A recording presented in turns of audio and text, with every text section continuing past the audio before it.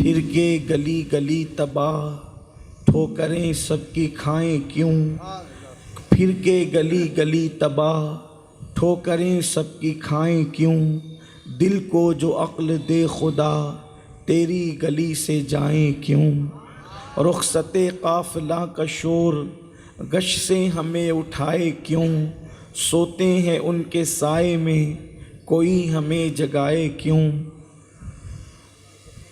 غفلت شیخ و شاب پر ہنستے ہیں طفل شیر خوار، کرنے کو گدگدی ابس آنے لگی بہائی کیوں۔ میرے پیارے آقا صلی اللہ تعالیٰ علیہ وسلم کے پیارے دیوانوں، آج کی یہ محفل جس عنوان کے ساتھ مخصوص ہے، اس کی مناسبت سے میں نے قرآن مقدس کی آیہ کریمہ کی تلاوت کا شرف حاصل کیا ہے۔ میرا اللہ اس کے متعلق مجھے حق کہنے اور آپ تمامی خواتین و حضرات کو حق سن کر اس پر عمل کرنے اور اسے عام کرنے کی توفیق عطا فرمائے۔ حضور سیدی بابا تاج الدین رحمۃ اللہ تعالیٰ علیہ کے دیار میں ایک مرتبہ پھر میری آپ سے ملاقات ہو رہی ہے۔ اللہ تبارک و تعالیٰ اس ملاقات کو بھی شرف قبولیت عطا فرمائے۔ آج جس عنوان کے حوالے سے آپ نے مجھے پابند کیا ہے، آپ نے اشتہارات کے ذریعے سے عنوان سنا ہوگا، پڑھا ہوگا، تاریخ اسلام اور ہم۔ ظاہر سی بات ہے کہ یہ گویا کے دو حصے ہیں عنوان کے، ایک عنوان کے دو حصے ہیں، ایک تو اسلام کی تاریخ اور دوسرا ہم۔ میرے پیارے آقا صلی اللہ علیہ وسلم کے پیارے دیوانوں، ظاہر سی بات ہے کہ اسلام کی تاریخ کو بیان کرنے کے لیے ایک بہت بڑا وقت چاہیے اور وقت میں بڑی گنجائش بھی چاہیے، لیکن نہ وقت میں اتنی گنجائش ہے کہ ہم بہت تفصیلی کوئی گفتگو کر سکیں، اس لیے کہ میرے بعد بھی خطیب کو آپ کو سننا ہے۔ لیکن اللہ کی توفیق سے وقت میں جتنی گنجائش ہوئی، ہم پہلے جائزہ لیتے ہیں کہ اسلام کی تاریخ کیا ہے۔ ظاہر سی بات ہے، پہلے ہمیں یہ سمجھنا ہوگا کہ تاریخ کسے کہتے ہیں۔ مورخین کے نزدیک تاریخ کا وجود یہ ہے کہ گمشدہ کڑیاں انسان اپنے ماضی کی اپنے ذوق کے مطابق اس کو جوڑتا ہے، اسی کو تاریخ کہتے ہیں۔ دوسرے مذاہب کی تاریخ آپ کو مکمل طور پر نہیں ملے گی۔ یہ اسلام کی خصوصیت ہے کہ جس دن سے اللہ کے حبیب صلی اللہ علیہ وسلم نے نبوت کا اعلان فاران کی چوٹی سے کیا ہے، اس دن سے لے کر آج تک اسلام کی مکمل تاریخ ہماری نگاہوں کے سامنے ہے۔ صبح بھی ہمارے سامنے ہیں، شامیں بھی ہمارے سامنے ہیں، میدان جنگ بھی ہمارے سامنے ہیں، میدان امن بھی ہمارے سامنے ہیں۔ میرے پیارے آقا صلی اللہ علیہ وسلم کے دیوانوں، خوشی کے لمحات بھی ہمارے سامنے ہیں اور غم کی وہ کیفیتیں بھی ہمارے سامنے ہیں۔ اگر ہم اسلام کی تاریخ کے اوراق کو الٹتے چلے جائیں تو عقل دنگ رہتی ہے۔ کیا ایسے قدسی صفات لوگ بھی اس روئے زمین پر آئے تھے کہ جن کے نقوش پا کو دنیا اس وقت بھی ڈھونڈ رہی ہے، دنیا اس وقت بھی تلاش کر رہی ہے، اور دنیا اس وقت تک کامیاب ہو نہیں سکتی جب تک کہ ان کے نقش پا کو تلاش نہ کر لیا جائے۔ میرے پیارے آقا صلی اللہ علیہ وسلم کے پیارے دیوانوں، اسلام کی تاریخ بڑی خوبصورت تاریخ ہے، لیکن افسوس جو قومیں اپنے ماضی کی تاریخ کو بھلا دیتی ہے، پھر اس قوم کو بھی صفحہ ہستی سے مٹا دیا جاتا ہے، اس قوم کو بھی بھلا دیا جاتا ہے۔ اور جو قوم اپنی اسلاف کی تاریخ کو یاد رکھتی ہے، پھر اس قوم کو ایک زندہ قوم کی حیثیت سے مانا جاتا ہے۔ اس قوم کی پھر آنے والی نسلیں جو ہے، ماضی کے ان خطوط کو یا ماضی کی ان عمارتوں کے ذریعے سے مستقبل کی ترقی کے حوالے سے وہ منصوبہ تیار کرتی ہے۔ میرے پیارے آقا صلی اللہ علیہ وسلم کے پیارے دیوانوں، ہماری تاریخ کیا ہے؟ اگر ہم مذہب کے میدان میں اپنی تاریخ دیکھیں تو مذہب ہمارا جو ہے، یہ مذہب اللہ تبارک و تعالیٰ نے کسی اور کو عطا نہیں فرمایا، جو مذہب اللہ نے پسندیدہ ہمیں عطا فرمایا۔ قرآن کہتا ہے ان الدین عند اللہ الاسلام، بے شک اللہ کے نزدیک دین اسلام ہی ہے۔ اللہ تبارک و تعالیٰ نے دین اسلام کو پسند کیا ہے۔ اللہ اکبر۔ تو مسلمانوں کی جو تاریخ ہے وہ کیا ہے؟ ہم نے سیاست بھی کی ہے، ہم نے تجارت بھی کی ہے، ہم نے ملکوں پر جو ہے حکومت بھی کی ہے، ہم نے جہاں بانی کا انداز بھی لوگوں کو دیا ہے۔ علم کے میدان میں مسلمانوں کی تاریخ ہے، دولت کمانے کے میدان میں مسلمانوں کی تاریخ ہے۔ آئیے تھوڑا تھوڑا جائزہ لیتے ہیں۔ خدمت خلق کے معاملے میں مسلمانوں کی تاریخ ہے۔ میرے پیارے آقا صلی اللہ علیہ وسلم کے پیارے دیوانوں، اگر مذہب پر عمل کرنے کی ہماری تاریخ دیکھی جائے تو ہم مذہب کے معاملے میں کتنے پختہ تھے، کتنے مضبوط تھے۔ اپنی گفتگو کو آگے بڑھانے سے پہلے ایک بات میں چھوٹی سی ایک آرٹیکل چھپا ہوا ہے اور اس کو میں نے پڑھا اور اپنے الفاظ کے جامع میں اس کو پیش کرنا چاہتا ہوں تاکہ آپ کو پتہ چلے کہ مذہب کے معاملے میں مسلمان کتنا پختہ تھا اور پختگی کی وجہ سے اس کو برکتیں کتنی نصیب تھی۔ میرے آقا صلی اللہ علیہ وسلم کے دیوانوں، ایک دیہاتی ایک شہر میں سفر کر کے جاتا ہے اور جب وہ دیہاتی سفر کر کے جو ہے وہ شہر میں پہنچتا ہے تو اس نے کیا دیکھا کہ وہاں پر فٹ بال کھیلا جا رہا ہے، یعنی ایک گیند ہوتی ہے جس کو لوگ اپنے پیر سے مارتے ہیں، اس کو فٹ بال کہتے ہیں۔ میرے پیارے آقا صلی اللہ علیہ وسلم کے دیوانوں، گیند تھی بڑی خوبصورت، دیہاتی نے وہ جو مجمع لگا ہوا تھا ان کو ہٹا کر کے آگے جانے کی کوشش کی اور اس کے بعد وہ حیرت زدہ تھا، آخر اس گیند کا قصور کیا ہے کہ اس کو سب اپنے پیروں سے مارتے ہیں۔ گیند اڑ کر میدان کے باہر جاتی ہے تو بھی لوگ اس کو اٹھا کر کے لاتے ہیں، یعنی اگر وہ گیند اڑ کر کے باہر چلی جائے تو لوگ کھیل ختم نہیں کر دیتے بلکہ وہ گیند کو اٹھا کر لاتے ہیں اور اپنے پیروں سے مارتے ہیں۔ وہ حیران تھا، آخر اتنا خوبصورت گیند ہے، اس کے اندر کیا قصور ہے، عیب کیا ہے کہ لوگ اس کو اپنے پیروں سے مار رہے ہیں۔ پیچھے سے ایک دانشور کا ہاتھ اس کے کندھے پر جاتا ہے اور دیہاتی کے کندھے کو دباتا ہے۔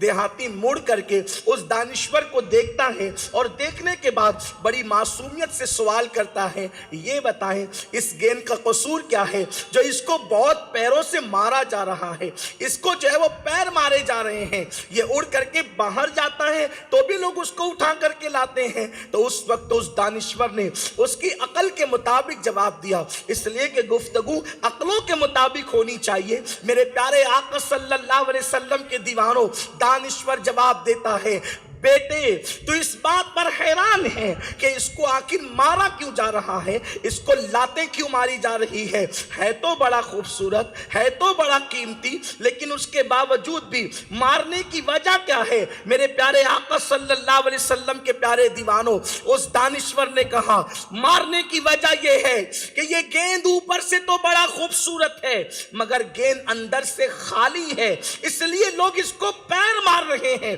اور اس کو گیم کا نام دے رہے ہیں۔ میرے پیارے آقا صلی اللہ علیہ وسلم کے دیوانوں، آج پوری دنیا کے اندر مسلمان لوگوں کے قدموں میں ہیں، لوگ مسلمانوں کو پیروں میں رکھے ہوئے ہیں، لوگ مسلمانوں کو پیروں سے کچل رہے ہیں، سیاست کے معاملے میں بھی کچل رہے ہیں، معیشت کے معاملے میں بھی کچل رہے ہیں، تہذیب کے معاملے میں بھی کچل رہے ہیں، ثقافت کے معاملے میں بھی کچل رہے ہیں، ہر معاملے میں کچلے جا رہے ہو۔ شاید یہ قصور جو گیند کا تھا وہی قصور ہمارا ہے کہ گیند اندر سے خالی ہے، اس لیے لوگ اس کو پیر مار رہے ہیں۔ مسلمان بھی اندر سے خالی ہو گیا ہے، الا ماشاءاللہ۔ اندر آخر ہوتا کیا تھا؟ اندر دین ہوتا تھا، اندر خشیت ربانی ہوتی تھی، اندر عشق رسول ہوتا تھا، اندر دین پر عمل کرنے کا جذبہ ہوتا تھا۔ جب تک مسلمان عشق مصطفیٰ اور خشیت ربانی کے حوالے سے اندر سے بھرا ہوا تھا، کوئی تمہیں پیر مارنے کی جرات کرنا تو دور کی بات، آنکھ اٹھا کر دیکھنے کی بھی جرات نہیں کر سکتا تھا۔ میرے پیارے آقا علیہ السلام کے دیوانوں، مسلمانوں کی کیفیت یہ تھی کہ بحر ظلمات میں دوڑا دینے والی قوم کو مسلمان کہتے ہیں، اللہ اکبر، ساحلوں پہ کشتیاں جلانے والی قوم کو مسلمان کہتے ہیں، سمندروں کا سینہ چیرنے کی طاقت رکھنے والی قوم کو مسلمان کہتے ہیں، ذروں کو سینہ چیر کر کے اللہ اکبر اس کو چمکانے والی قوم کو مسلمان کہتے ہیں، لوگوں کو تہذیب، تمدن، کلچر اور ثقافت دینے والی قوم کو مسلمان کہتے ہیں۔ لوگ کھانے کا طریقہ بھی نہیں جانتے تھے، جس نے قوموں کو کھانے کا سلیقہ سکھایا ہے اسے قوم مسلم کہتے ہیں، جس نے ایجوکیشن کا انداز دیا ہے اسے قوم مسلم کہتے ہیں، جس نے اخلاق عطا کیے ہیں اسے قوم مسلم کہتے ہیں، جس نے تمدن کے ساتھ جینا سکھایا بچایا ہے اسے قوم مسلم کہتے ہیں. جلتی ہوئی بیواؤں کو چتا پر جلنے سے جس نے بچانے کا شوق دیا ہے اسے قوم مسلم کہتے ہیں. جو بیٹیوں کو زندہ دفن کر رہے تھے ان کے سینوں میں بیٹیوں کی محبت پیدا کرنے والی قوم کو قوم مسلم کہتے ہیں. اللہ اکبر. مسلمان وہ ہے جنہوں نے اخلاق دیا, جنہوں نے کردار دیا, جنہوں نے ذوق دیا, جنہوں نے شوق دیا. خود کی بیٹیوں کو سے جو قوم نفرتیں کرتی تھی ان کے دلوں میں بیٹیوں کی محبت پیدا کی. یتیموں کو منحوس سمجھنے والوں کو یتیموں پہ رحم کرنے کا جذبہ کس نے دیا ہے تو وہ قوم مسلم نے دیا ہے. میرے پیارے آقا علیہ السلام کے دیوانوں, بھول گئے وہ اپنی تاریخ کو اور دشمن نے تمہارے ساتھ سازش کی ہے کہ تم ہیروں کی زندگی تو یاد رکھو لیکن تم اپنی تاریخ یاد نہ رکھ سکو, تمہیں اپنا وہ جو ہے وہ ماضی یاد نہ رہنے پائے. اللہ اکبر. تو ہم دین کے حوالے سے کتنے باغیرت تھے, اندر سے خالی ہو گئے ہو. آؤ, یہ محفلیں اس لیے منعقد ہوتی ہے تاکہ ہم اندر سے بھر جائیں, اس لیے کہ یاد رکھنا جو اندر سے خالی ہوتا ہے اس کا کوئی وجود نہیں ہوتا, اس کے وجود کی اہمیت نہیں ہوتی. اللہ اکبر. اقبال نے بھی اس پر رونا رویا ہے, کہتے ہیں بجھی عشق کی آگ اندھیر ہے مسلمان نہیں راکھ کا ڈھیر ہے. جب تک عشق مصطفیٰ کی آگ سینوں میں جلتی رہی تھی اس وقت تک تم بابا تاج الدین کی شکل میں تھے. جب تک عشق رسول کی آگ تمہارے سینوں میں جل رہی تھی اس وقت تک تم فقیہ ملت کی شکل میں تھے. جب تک عشق مصطفیٰ کی آگ تمہارے سینوں میں جل رہی تھی اس وقت تک تم امام احمد رضا کی شکل میں تھے. عشق کی آگ جب تک تمہارے سینوں میں جل رہی تھی اس وقت تک تم اعلیٰ حضرت اشرفی میاں شیخ المشائخ کی شکل میں تھے. جب تک تمہارے سینوں میں عشق مصطفیٰ کی شمع جل رہی تھی تم محدث اعظم اور مفتی اعظم کے روپ میں تھے, کبھی مبلغ اسلام عبدالعلی میٹی صدیقی کے روپ میں تھے, کبھی تم غوث اعظم اور غریب نواز کہلاتے تھے. کیوں؟ عشق رسول کی آگ جل رہی تھی. زمین کے جس خطے میں بیٹھ جاتے جنگلوں کو منگل کر دیتے تھے. یہ تاثیر عشق مصطفیٰ کی. دین انسان کو اتنا مضبوط بنا دیتا ہے. آج قوم مسلم جو اس وقت لرزہ برندہ میں ڈری ڈری سہمی سہمی افسردہ ہے, وجہ کیا ہے؟ اندر دین نہیں ہے.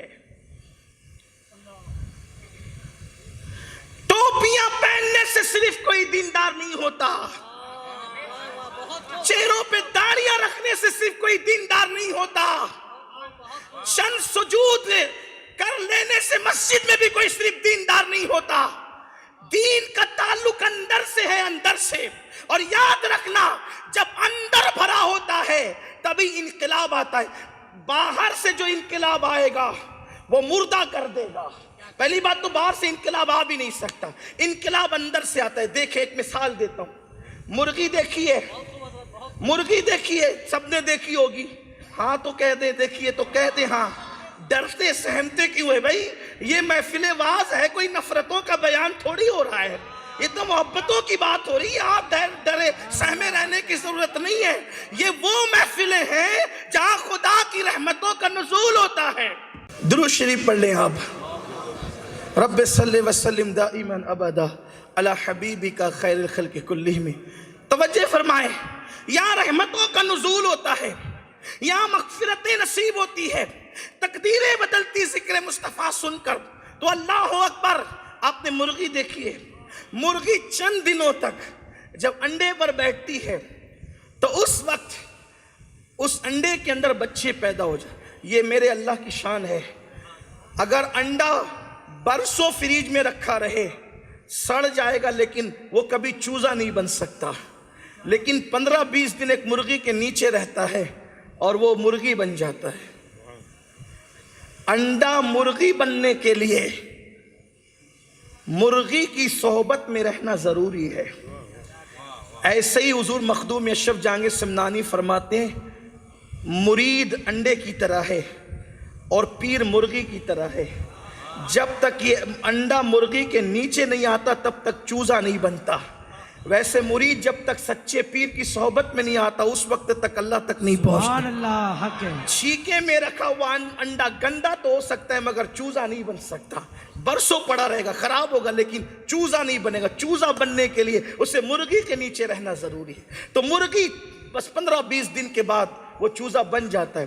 لیکن اگر کوئی اس انڈے پر اس چوزے پہ رحم کرے اور اپنے ہاتھ سے وہ چھلکے خود نکالے اوپر سے، انقلاب کہتے ہیں تبدیلی کو، ٹھیک ہے.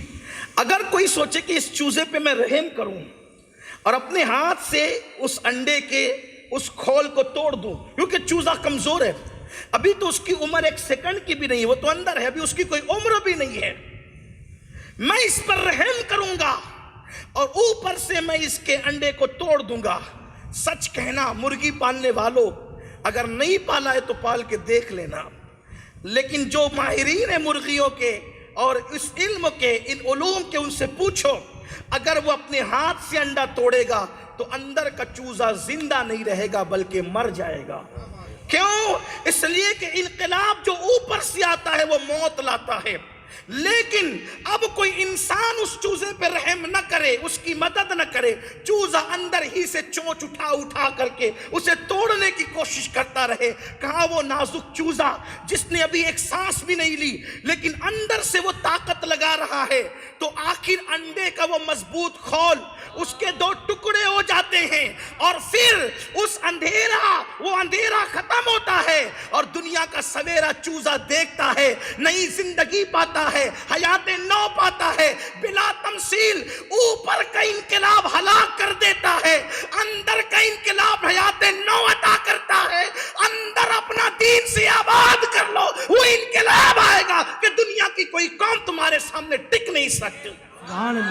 اندر کوئی آباد کرے، اندر کوئی آباد کرے. میرے عزیز، اگر اندر عشق اور سوز سے آباد ہو جائے تو اللہ مٹی اور پتھر میں بھی جان پیدا کر دیتا. اگر اندر سوز و محبت پیدا ہو جائے تو مٹی اور پتھر میں بھی جان پیدا ہوتی ہے. آپ سے پوچھنا چاہتا ہوں، ہندوستان میں عمارتیں تو ہزاروں لاکھوں کروڑوں کی تعداد میں ہیں، لیکن کوئی عمارت دیکھنے کے لیے کوئی جاتا ہے؟ آپ کے ناگپور میں کتنی عمارتیں بنی ہیں، لیکن کیا کوئی اس کو سفر کر کے دیکھنے جاتا ہے؟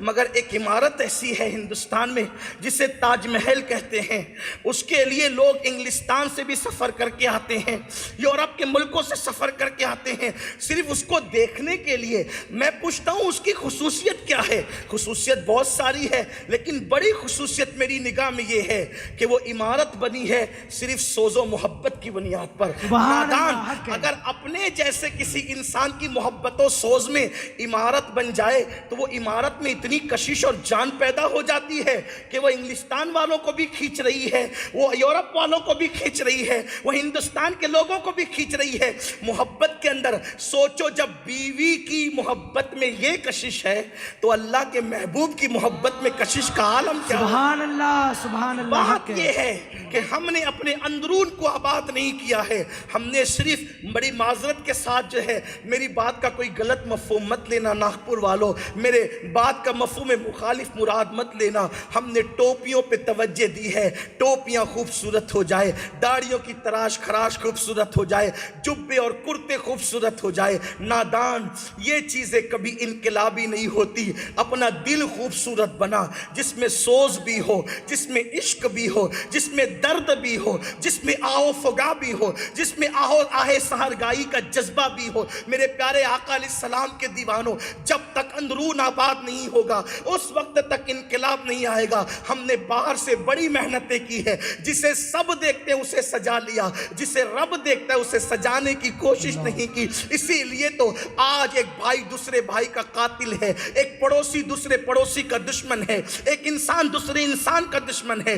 بات چلی تھی ہم مذہب میں کتنا پختہ تھے، بات دور نکل گئی. مذہب کی پختگی اگر بیان کروں تو دیکھیں، صرف ایک ذات کو پیش کرتا ہوں، اس ذات کا نام ہے بلال حبشی. سبحان اللہ، سبحان اللہ. کتنے پختہ تھے ہم مذہب میں. یہ اپنی تاریخ اور صرف اپنی تاریخ ہے بس. آپ کسی مذہب کے ماننے والے میں یہ استقامت نہیں دیکھیں گے جو مصطفیٰ جان رحمت کے غلاموں میں. حضرت بلال اسلام قبول کرتے ہیں، بلال کو پکڑ لیا جاتا ہے اور غلام تھے امیہ کے، اور کہا جاتا ہے بلال محمد عربی کو چھوڑ دو. آپ کہتے انہیں نہیں چھوڑ سکتا. دیکھیں یہ اپنی ہم تاریخ بھول گئے ہیں اصل میں. بڑا احسان کیا جلسے والوں نے، حضرت مفتی صاحب نے اور ہمارے کیا نام ہے اب ساجد بھائی، بڑا اچھا کام ہو رہا ہے، اجتماعی شادیاں ہیں، ختنہ وغیرہ ہے، اچھا کام ہو رہا ہے. اللہ تعالیٰ قبول کرے اپنے حبیب کے صدقے میں. تو آپ نے اچھا عنوان دیا اسلام کی تاریخ. سوچیں آپ کیا ہے. حضرت بلال کو پکڑا گیا، محمد عربی کو چھوڑ دو. بلال حبشی کہتے ہیں جان دے دیں گے انہیں نہیں چھوڑیں گے. دیکھیے یہ پہلا اسٹیپ ہوتا ہے. اب ذرا آگے سنتے جائیں آپ دھیان کے ساتھ، بہت توجہ کے ساتھ سنیں. بہت سادی سمپل سی گفتگو کہ نہیں چھوڑیں گے. پہلا اسٹیپ چھوڑ دو، نہیں چھوڑیں گے. اچھا نہیں چھوڑو گے تو پھر کہا کہ اگر تم انہیں چھوڑ دیتے ہو تو ہم تمہیں آزاد کر دیں گے، مال دے دیں گے. حضرت بلال حبشی نے کہا ایمان کے مقابل میں دنیا کے کسی مال کی کوئی حیثیت نہیں ہے. ایمان سب سے قیمتی چیز ہے. پھر اب پہلے سادے لب و لہجے میں کہا جس کے غلام تھے، نہیں چھوڑا دین. پھر دھمکی دی، بلکہ پھر لالچ دی کہ آزاد کر دیں گے، دولت دے دیں گے، یہ دے دیں گے، وہ دے دیں گے. بلال نے کہا تب بھی نہیں. اب تیسرا مقام آتا ہے دھمکی کا. کہ بلال اگر محمد عربی کو نہیں چھوڑو گے وہ سزا دی جائے گی جس کا دنیا تصور نہیں کر سکتی. حضرت بلال حبشی نے کہا واللہ میں ہر سزا اٹھانے کے لیے تیار ہوں، لیکن ان کا دامن اور ان کا دین چھوڑنے کے لیے تیار نہیں ہوں. اس لیے کہ جن کو عشق و محبت کی لذت نصیب ہو جاتی ہے پھر وہ سب کچھ تو برداشت کر لیتے ہیں، محبوب کی چوکھٹ چھوڑنا گوارا نہیں کرتے، محبوب کا دامن چھوڑنا گوارا نہیں کرتے، محبوب کی یاد سے غفلت گوارا نہیں کرتے. پھر تاریخ اسلام گواہ ہے کہ سیدنا بلال حبشی رضی اللہ تعالیٰ عنہ کے گلے میں ایک رسی ڈال دی جاتی اور چھوٹے چھوٹے بچوں کے ہاتھ میں بلال کی وہ رسی دے دی جاتی. مکے کے وہ بچے بلال کو ادھر ادھر کھینچتے پھرتے رہتے. اللہ اکبر. اتنا ہی نہیں بلکہ جب مکۃ المکرمہ میں ریت تپ جاتی اور ریت جو ہے اللہ اکبر خوب تپ جاتی تو تپتی ہوئی ریت پر حضرت بلال حبشی کو لٹا دیا جاتا اور ایک بڑا پتھر چٹان حضرت بلال کے سینے پہ رکھ دی جاتی اور اوپر سے چابک مارے جاتے. بلال اب بھی موقع محمد عربی کو چھوڑ دو. تھوڑی دیر کے لیے تصور کرو، میں اپنی قوم کے جوانوں سے پوچھنا چاہتا ہوں، دین سے دور کرنے کے لیے ایک بندے کو تپتی ہوئی ریت پر، کون سی تپتی ہوئی ریت؟ ناگپور اور ممبئی کی تپتی ہوئی ریت نہیں بلکہ تپتی ہوئی عرب کی ریت، وہ پتھریلی زمین، وہ پتھروں کی زمین. اللہ اکبر.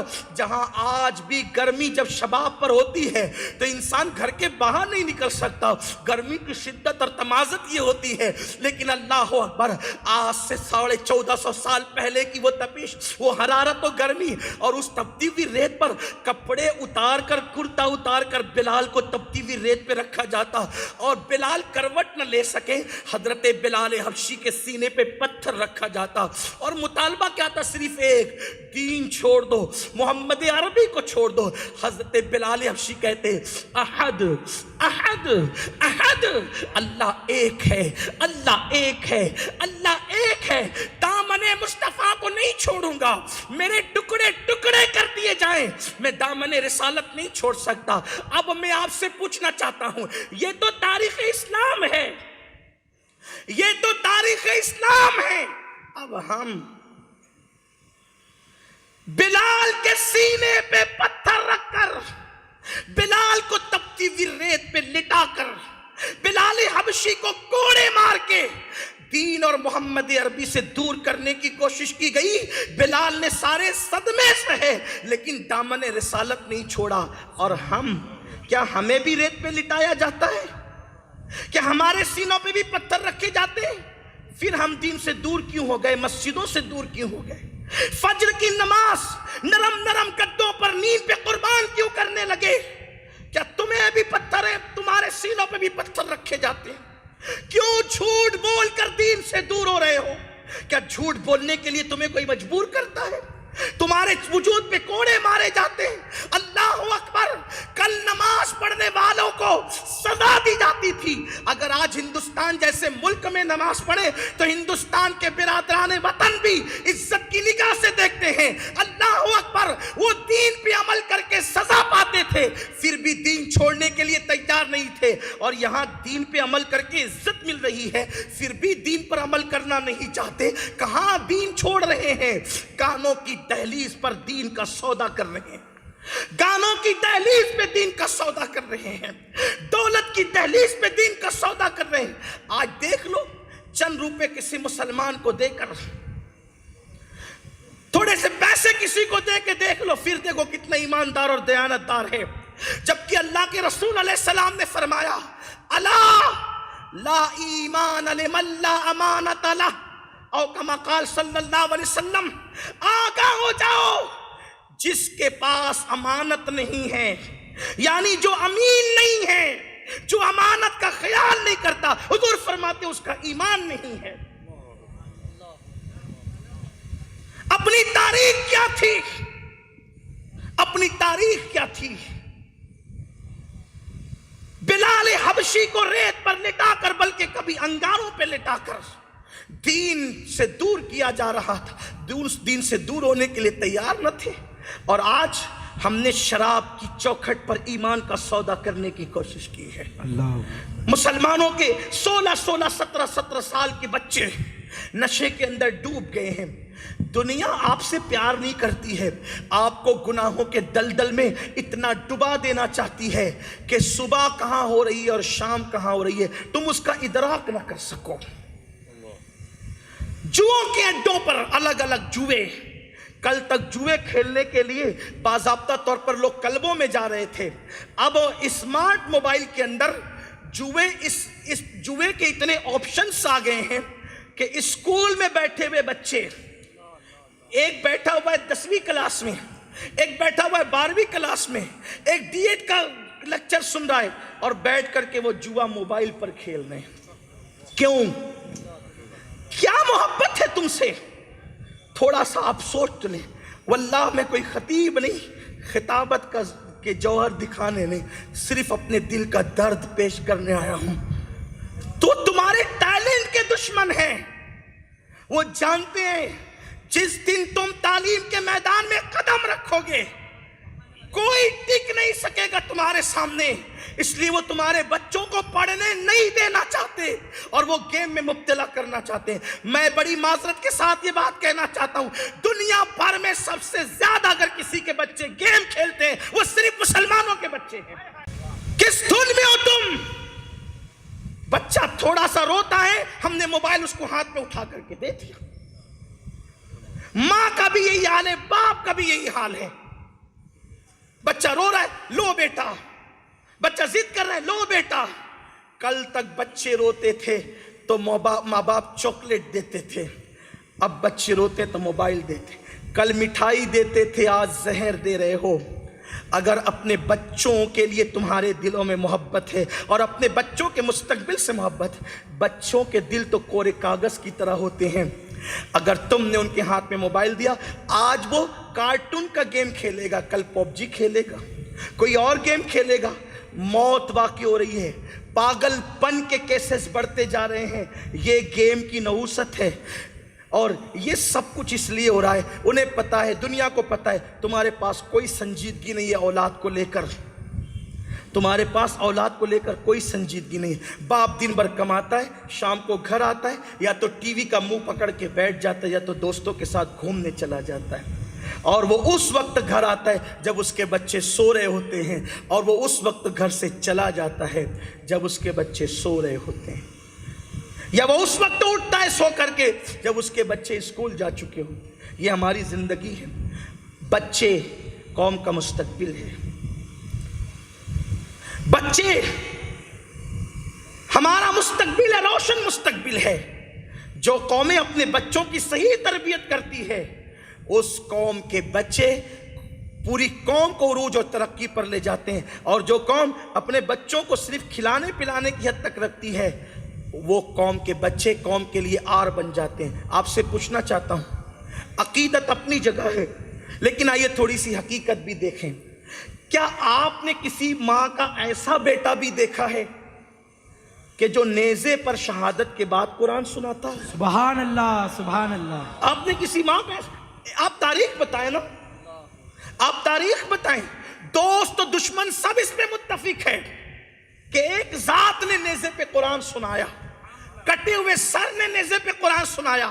وہ قرآن سنانے والا کوئی اور نہیں تھا، وہ نواس رسول امام حسین تھے، جو بیٹے ہیں علی مرتضی باب مدینۃ العلم کے، بیٹے ہیں بی بی زہرا سیدہ فاطمۃ الزہرا کے، بھائی امام حسن کے. میرے پیارے آقا علیہ السلام کے دیوانوں، کسی ماں کے بیٹے نے نیزے پہ قرآن نہیں سنایا. فاطمہ کا بیٹا نیزے پہ قرآن کیوں سناتا ہے؟ اس لیے کہ جس ماں کا بیٹا خانقاہ میں قرآن سیکھتا ہے، مدرسے میں قرآن سیکھتا ہے، مسجد میں قرآن سیکھتا ہے، وہ منبر و محراب پہ قرآن پڑھتا ہے. جس کی ماں لوریاں دے کر قرآن سناتی ہے، اس کا بیٹا نیزے پہ قرآن سناتا ہے. نعرہ تکبیر، نعرہ رسالت، فیضان امام حسین. یہ ماں کی تربیت ہے. کیا تربیت کے لیے ہم بھی کوئی وقت نکال رہے ہیں؟ یہ صرف تمہارے بچے نہیں بلکہ اللہ کی امانت ہے. اگر تم نے اپنے بچوں کا خیال نہیں کیا، ان کی تربیت کا خیال نہیں کیا، آنے والا دور بے پناہ بھیانک ہوگا، بڑا دردناک ہوگا. درود شریف پڑھنے آپ. رب صلی وسلم دائما ابدا علی حبیبک خیر الخلق کلہم صلاۃ و سلام علیک یا جد الحسن والحسین. اب آپ دیکھیں، آج ہم جو ہے وہ اپنے بچوں پر پہلی تو تربیت دینے پر ہم نے کوئی توجہ نہیں کی، کوئی توجہ نہیں کی. ماں کے پاس بھی ٹائم نہیں ہے، ماں سیریل دیکھ رہی ہے اور باپ گیا ہوا ہے کاروبار کے حوالے سے، کوئی ٹائم اس نے نہیں دینا. پھر اس کے بعد لوگ یہ کہتے ہیں مولانا ہم کیسے اپنے بچوں کو کیسے پڑھائیں، کیسے تعلیم کیسے دیں، ایجوکیشن کے قریب کیسے لے جائیں. ہم غریب لوگ ہیں، ہم غریب ہیں، مفلس ہیں، کیسے پڑھائیں؟ آج تو تعلیم بڑی مہنگی ہے. دیکھو تعلیم ہر دور میں مہنگی رہی ہے. یہ جو آپ رونا روتے ہو نا کہ تعلیم بڑی مہنگی ہے، نہیں، ایسا نہیں ہے. آج کچھ زیادہ مہنگی ہو گئی ہے، لیکن کل بھی مہنگی تھی، کچھ کم مہنگی تھی. سستی تعلیم کبھی نہیں رہی ہے. اب آپ کہتے ہیں کہ مولانا ہمارے پاس جو ہے وہ، خاص طور پہ اگر بہنیں یہاں موجود ہے، بہنیں مائیں موجود ہے، ان سے میں مخاطب ہوں خاص طور پہ. یاد رکھنا کہ آپ جتنی بھی بڑی بڑی ہستیوں کو دیکھ رہے ہیں، اکثر بڑی ہستیوں کی جب ہم زندگی دیکھتے ہیں تو وہ یتیم ہے باپ کے اعتبار سے اکثر. اور وہ یتیموں کو ان ماؤں نے کتنے حوصلے سے پڑھایا، ان یتیموں کو ان ماؤں نے کتنے حوصلے سے پڑھایا. اور آج ہم پڑھانا نہیں چاہتے. بڑی معذرت کے ساتھ یہ بات کہنا چاہتا ہوں، اللہ نے مسلمانوں کو دولت کم نہیں دی، دولت ہے آپ کے پاس، لیکن آپ اپنی دولت کو گٹکا کھا کر تھوکنے میں خرچ کرتے ہیں. آپ صرف اتنا اندازہ کریں، ہنسنے کی کوئی بات نہیں کہہ رہا ہوں، یہ ہماری محفلیں احتساب کے لیے ہوتی ہے. مجھے بڑی تکلیف ہوتی ہے جب کوئی اللہ رسول کی بات سن کر یا قوم کی تباہی کی بات سن کر جن کے ہونٹوں پہ ہنسی آتی ہے، مجھے بہت تکلیف ہوتی ہے. میں اس پر بہت جو ہے وہ دل میرا ٹوٹتا ہے کہ ابھی میری قوم کو یہ بھی شعور نہ رہا کہ کس بات پہ ہنسنا چاہیے اور کس بات پہ آہیں کرنا چاہیے. ابھی اس قوم کو یہ بھی ہنسنے اور رونے کا مقام کہاں ہے یہ بھی میری قوم کو نہیں پتا. کہاں سبحان اللہ کہنا چاہیے، کہاں معاذ اللہ کہنا چاہیے، اس شعور سے بھی میری قوم دور ہو چکی ہے. کتنا افسوس کریں. تو عرض یہ کر رہا تھا کہ جتنا گٹکا کھا کر کے آپ تھوکتے ہیں، آپ صرف روزانہ اس کو کاؤنٹ کریں. اگر 5 روپے کی بھی کوئی پڑی آتی ہے، 10 روپے کی بھی آتی ہے، اور آپ صرف 5 پڑیاں کھا جاتے ہیں تو بھی روزانہ 50 روپے آپ صرف تھوک رہے ہیں. 50 روپے آپ تھوک رہے ہیں روزانہ. اور آپ یہ نہ سمجھیں میں نے کمایا ہے، مولوی کو کیا تکلیف ہے، میں نے کمایا ہے، اس سید کو کیا تکلیف ہے، میں نے کمایا، اس خطیب کو کیا تکلیف ہے. کمایا آپ نے ہے. اور اگر آپ معاذ اللہ اپنے آپ کو مسلمان نہیں سمجھتے، میں نے آپ سے کچھ نہیں کہنا. اور اگر آپ اپنے آپ کو مسلمان سمجھتے ہیں تو میرا اللہ قرآن میں کہتا ہے ان اللہ اشتری من المؤمنین انفسهم واموالهم بان لهم الجنہ. اللہ نے مومنوں کی جان کو اور ان کے مال کو جنت کے بدلے خرید لیا ہے. اب یہ مال تیرا نہیں ہے، اس کو تو نے اللہ کے ہاتھوں بیچ دیا ہے. یہ مال میرے اللہ کا ہے. اور اللہ سے محبت کا تقاضا مجھے مجبور کرتا ہے کہ جس مال کو تو نے اللہ کے ہاتھوں بیچ دیا ہے، اب تو گٹکا کھا کر کے اگر اس کو تھوک تھوک کر ضائع کر رہا ہے تو مجھے تکلیف تو ہوگی کہ یہ مال صرف تمہارا نہیں ہے، دیا تو اللہ نے ہے نا۔ اور بحیثیت مومن پھر آپ کہتے ہیں کہ اللہ نے بہت نوازا ہے، ہم تھوک دیں گے۔ یاد رکھنا ایک دن اللہ کی عدالت میں ضرور کھڑے ہوں گے، اور یہ جو گٹکا کھا کھا کر کے تھوک رہے ہو، سگریٹ پی پی کر کے اپنی دولت کو آگ لگا رہے ہو، اللہ رب العزت اس کے متعلق تم سے ضرور سوال کرے گا، کیونکہ قیامت کے سوالوں میں سے ایک سوال یہ بھی ہے، دولت کہاں سے کمائی تھی اور کہاں پہ خرچ کیا تھا؟ کمائی کہاں سے تھی یہ بھی پوچھا جائے گا، اور خرچ کہاں کیا تھا یہ بھی پوچھا جائے گا۔ زنا کے اڈوں پہ دولت خرچ کرنے والوں، شراب کے اڈوں پہ دولت خرچ کرنے والوں، جوئے میں دولت ہارنے جیتنے والوں، گٹکا اور سگریٹ پر اپنی دولت کو خرچ کرنے والوں، کیا جواب دو گے اللہ کی بارگاہ میں کہ کئی بیٹیاں مسلمانوں کی برقع پہن کر سگنلوں پہ بھیک مانگ رہی تھی اور تم گٹکا کھا کھا کر روزانہ سینکڑوں اور مہینوں کے ہزاروں روپے تھوک رہے تھے، اپنی سگریٹ کے ذریعے سے اپنی دولت کو آگ لگا رہے تھے؟ یہ ساجد بھائی جو ہے یہ کیوں ختنہ کا کیمپ رکھ رہے ہیں؟ ناگپور والوں شرم کی بات ہے کہ مسلمانوں کے پاس آج ختنے کو بھی پیسے نہیں ہیں، اس لیے کیمپ لگانا پڑتا ہے۔ جس قوم کے بچوں کی ختنہ کے لیے پیسے نہ ہو، اگر وہ قوم شراب کے اڈوں پہ دولت خرچ کرے گی تو قدرت ان سے پوچھے گی نہیں؟ اچھی طرح یاد رکھنا، قدرت دولت دے کر کے تم کو بھول نہیں گئی ہے، جو اللہ دینا جانتا ہے وہ چھیننا بھی جانتا ہے۔ میرے اللہ کی خفیہ تدبیر سے ڈرو، اس نے بڑے بڑے سلاطین کو بھیک مانگنے پہ مجبور کیا ہے، اور اس نے بھکاریوں کو دولت مند بنایا ہے، بادشاہ بنایا ہے۔ یاد رکھنا اس کی دی ہوئی دولت کا مس یوز کرو گے تو کہیں ایسا نہ ہو، کیونکہ اس کا قانون ہے۔ میں بد دعا دینے نہیں آیا، میں کوسنے نہیں آیا، لیکن حقائق کا سے ہم آنکھ بند نہیں کر سکتے۔ جب وہ دولت دیتا ہے اور دولت کا مس یوز کیا جاتا ہے تو وہ دولت چھین بھی لیتا ہے۔ کب تک زنا کے اڈوں پہ دولت خرچ کرو گے؟ کب تک شراب کے اڈوں پہ دولت خرچ کرو گے؟ کب تک عیاشوں پہ دولت خرچ کرو گے؟ آپ کو نہیں پتا، میں بہت دور نہیں جاتا، لیبیا کا وہ بادشاہ، ابھی کل کی بات ہے، بہت عرصہ نہیں بیتا نا، انٹرنیٹ سے تو آپ کا تعلق ہم سے زیادہ مضبوط ہے، ہم لوگوں کو تو شاید کم وقت ملتا ہے انٹرنیٹ پر جانے کا، جاتے ضرور ہیں، ہم منع نہیں کرتے کہ مکمل یوز نہ کرو، اس لیے کہ جو ہم خود نہیں کرتے آپ کو بھی کہنا نہیں چاہتے، لیکن اتنا ضرور کہتا ہوں انٹرنیٹ کو یوز کرو، انٹرنیٹ کو اپنے اوپر مسلط مت کرو، اتنا ہی جتنی ضرورت ہے۔ یار ہمارے یہاں تو کھانا بھی ضرورت کے مطابق کھایا جاتا ہے، کھانے کو بھی ہم مسلط نہیں کرتے اپنے اوپر۔ قرآن کہتے ہیں کلو واشربو ولا تسرف، جس کھانے کے بغیر زندگی نہیں ہے قرآن اس پر بھی پابندی لگاتا ہے، کھاؤ پیو حد سے نہیں بڑھنا، تو نیٹ بھی استعمال کرو حد سے نہیں بڑھنا، حد کے باہر سب چیزیں نقصان دہ۔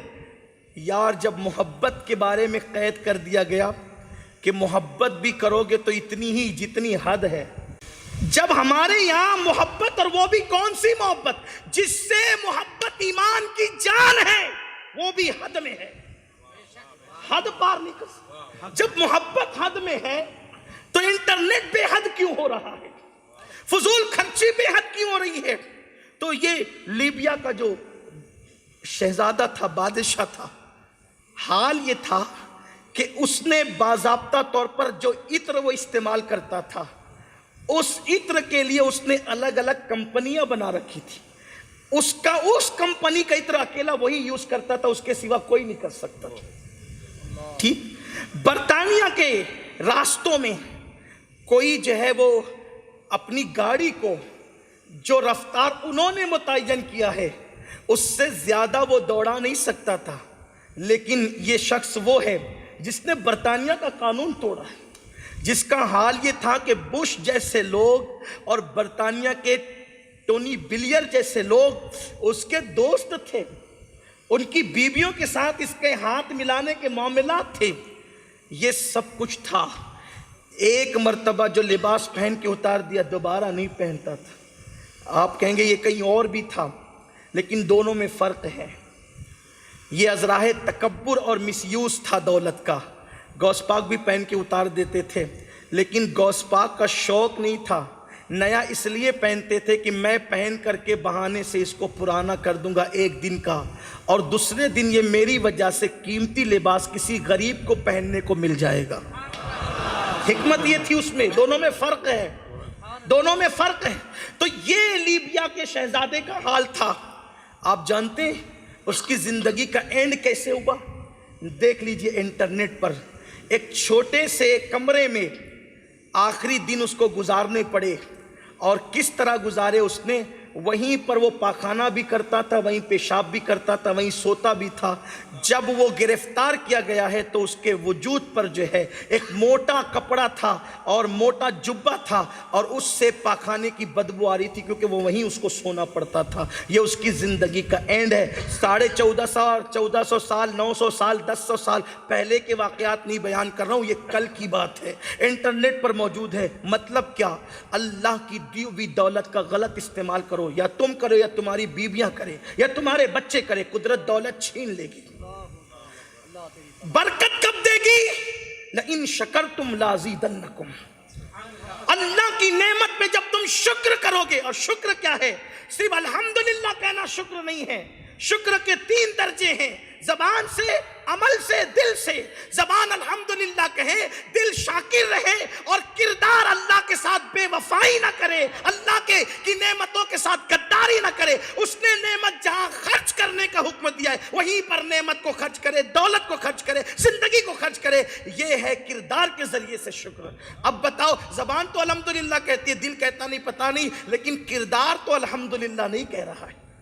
مسجد میں دینے کی بات آئے گی تو کہتے ہیں مولانا بہت مندی ہے، مدرسوں میں دینے کی بات آئے گی، دین کی راہ میں بہت مندی ہے، لیکن جب بیٹے کی شادی کا خرچ کرنے کے لیے نکلیں گے تو بھول ہی جاتے کہ مندی بھی ہے۔ یہ حالات ہیں۔ تو میں عرض یہ کر رہا تھا، اللہ کی دی ہوئی دولت کا مس یوز مت کر۔ اللہ نے جتنی دولت ہمیں دی ہے میرے بھائیوں، بہت دولت اللہ نے دی ہے، لیکن ہم اس کو خرچ صحیح مقام پہ نہیں کر رہے ہیں۔ اور یہ دولت صرف اپنے لیے نہیں ہے، بلکہ ہماری کمائی ہوئی دولت قوم پہ خرچ کرنے کے لیے بھی ہے۔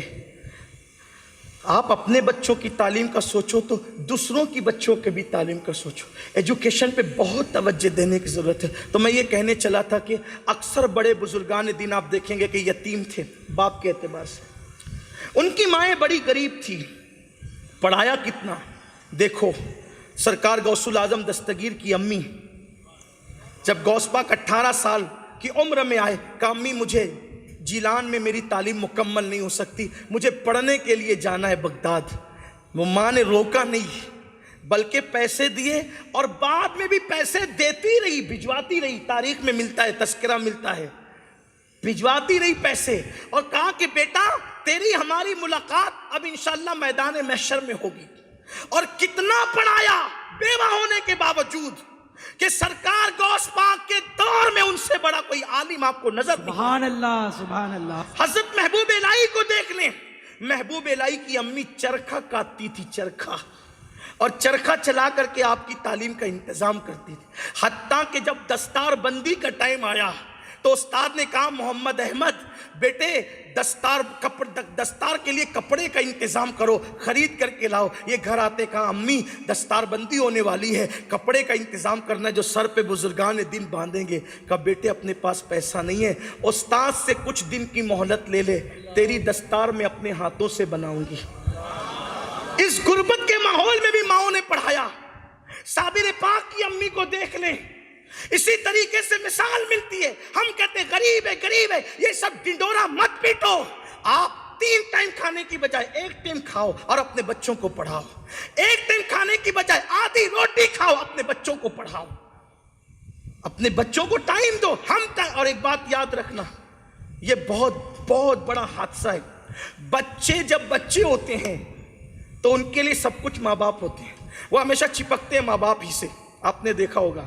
لیکن بچپنے میں ہم ان کو قریب نہیں کرتے، ان کو پھر ماں باپ سے بچپنے ہی سے دور رہنے کی عادت ہو جاتی ہے۔ پھر وہ دیکھتے ہیں کہ میرا باپ مجھے ٹائم نہیں دیتا، امی بھی ٹائم نہیں دیتی، تو پھر وہ اپنا کوئی محب، کوئی دوست، کوئی غمگسار خود ہی تلاش کرتے ہیں، یا اچھا ہو یا برا ہو، پھر وہ انہی کے ساتھ ہو جاتے ہیں۔ بچپنے میں بچوں کو ہماری ضرورت تھی، ہم نے ان کو قریب نہیں کیا، اور جب ہم بوڑھے ہو جاتے ہیں تب بچوں کی ضرورت ہمیں ہوتی ہے۔ اب بوڑھا باپ اور ماں سوچتے ہیں میرا بچہ آ کر کے بیٹھے، جب وہ بیٹھنے آ رہا تھا تو آپ نے اس کو بیٹھنے نہ دیا، اور اب آپ انتظار کر رہے وہ آنے کے لیے تیار نہیں۔ قصوروار آپ ہیں، اتنا بڑا قصور مت کرو کہ لمحوں کے گناہوں نے صدیوں کی سزا پائی کہ مصداق ہو جائے۔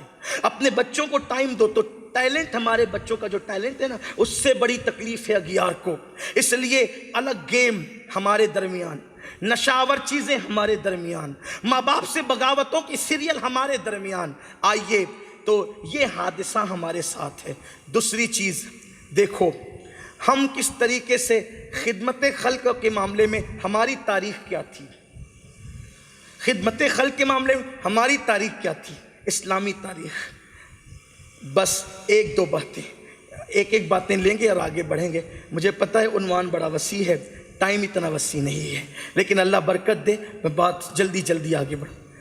اللہ کے رسول نے دنیا سے تشریف لے گئے، حضور نے کوچ فرمایا دنیا سے بظاہر، اور رسول اللہ کے پہلے خلیفہ اور جانشین سیدنا ابو بکر صدیق مصلی امامت پر اور جو ہے وہ خلافت کی کرسی پہ بٹھائے گئے۔ صحابہ کے امام ہیں، صدیق اکبر صحابہ کے امام ہے، امام الصحابہ ہیں صدیق اکبر، اور صدیق اکبر سارے صحابہ میں سب سے افضل ہے۔ سبحان اللہ، سبحان اللہ۔ الحمدللہ ہمارا کوئی عقیدہ ایسا نہیں ہے کہ ہم اپنے عقائد کے معاملے میں یا رافضیوں سے صلح کرتے ہو یا تفضیلیوں سے صلح کرتے ہو۔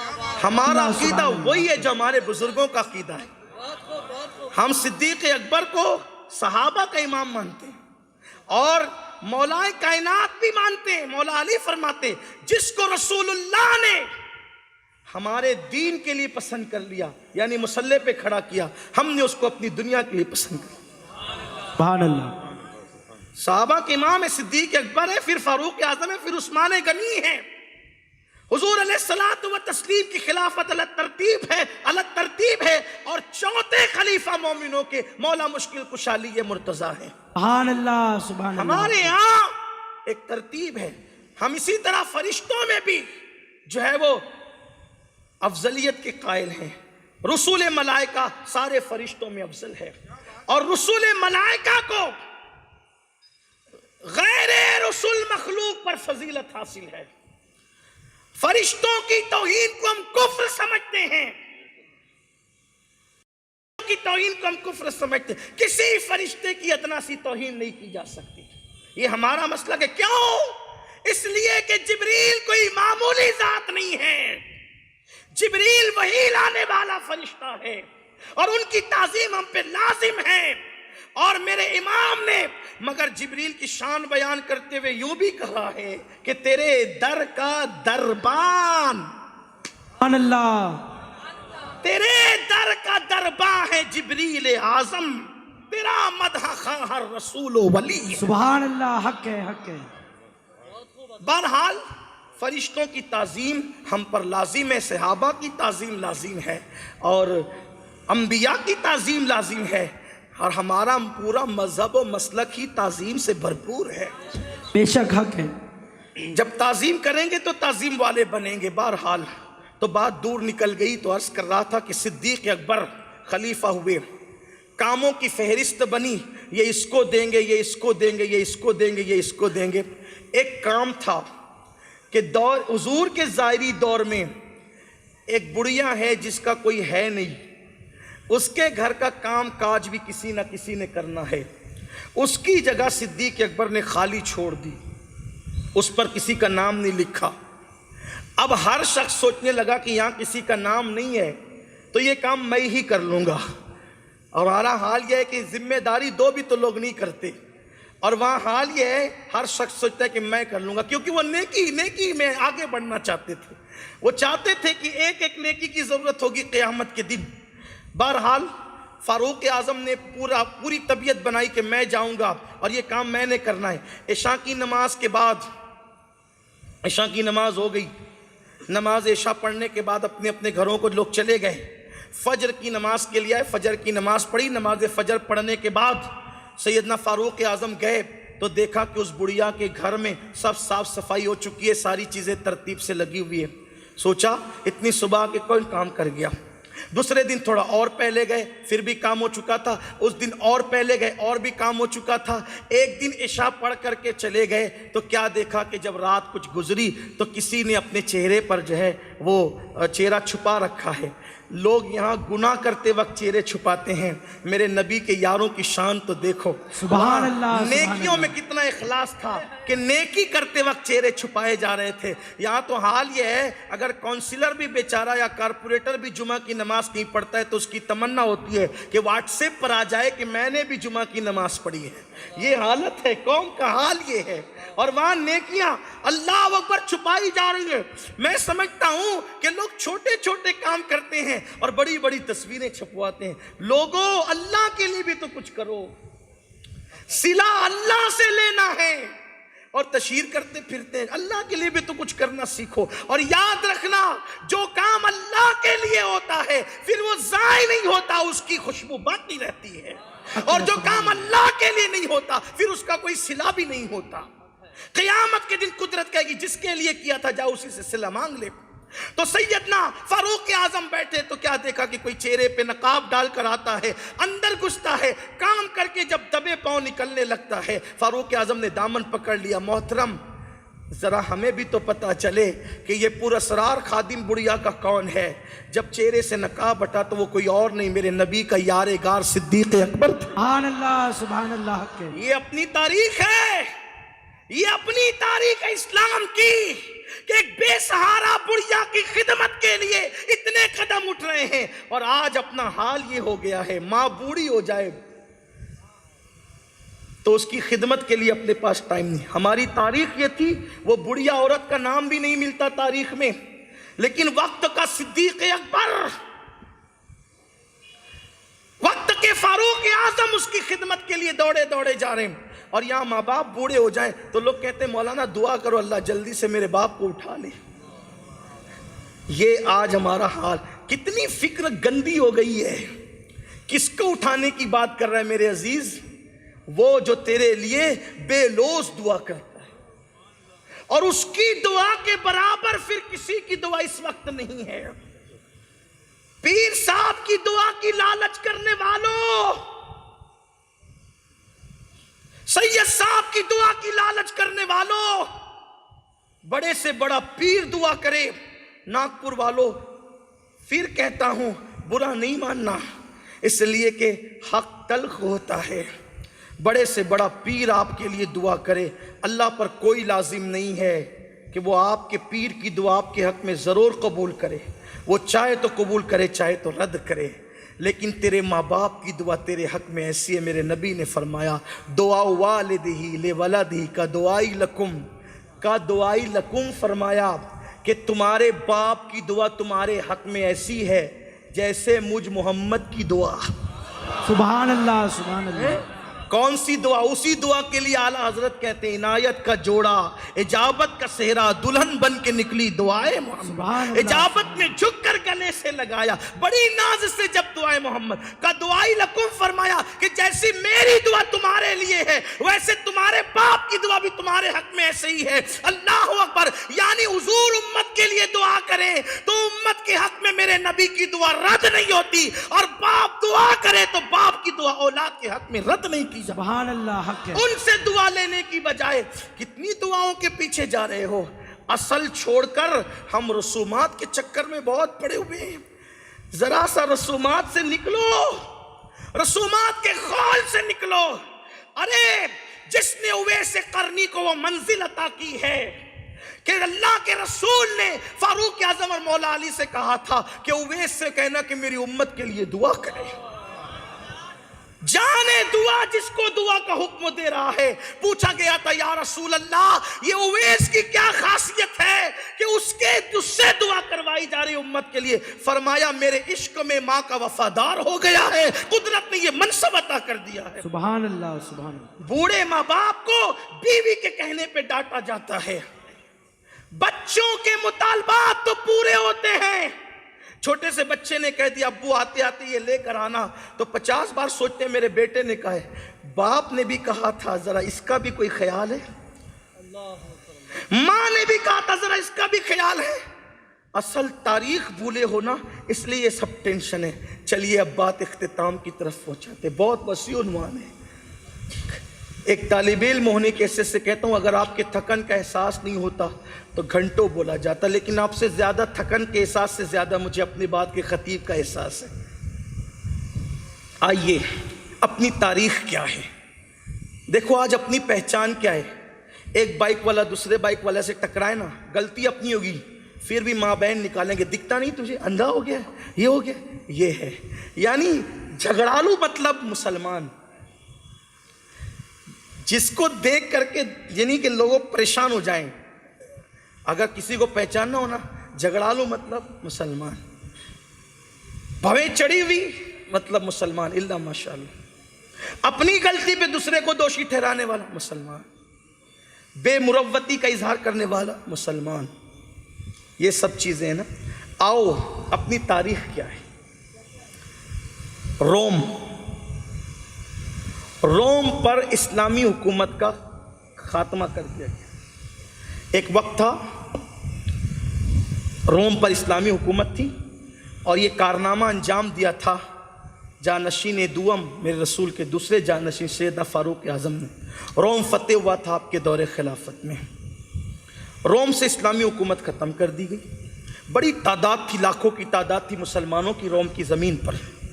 اب ہوا یہ کہ رومی جو عیسائی تھے مسلمانوں کو پکڑ پکڑ کر قتل کر رہے تھے، انہیں قتل کرو۔ اس وقت کے علماء نے یہ مشورہ دیا مسلمانوں کو، حلیہ بدلو اور جان بچانے کے لیے جلدی جلدی روم سے باہر نکلو، جو بھی صورتحال ہو سکتی تھی اس دور کی، حلیہ بدلو۔ اب ذرا دھیان دینا، عیسائیوں نے دیکھا کہ مسلمان عیسائیوں جیسا لباس پہن کر، کوٹ پینٹ پہن کر، اپنی جو مخصوص شناخت ہے اس کو تھوڑی دیر کے لیے تبدیل کر کے روم سے نکل رہے ہیں۔ پادریوں کی میٹنگ کی گئی، کہا کہ یہ حلیہ ہمارے جیسا بنا کر بھاگ رہے ہیں جان بچا کر، اور ہمیں ان کو قتل کرنا ہے، ان کی نسل ختم کرنا ہے۔ کیسے پہچانے کہ عیسائی کون ہے مسلمان کو؟ عیسائی اور مسلمان میں فرق کیسے کریں؟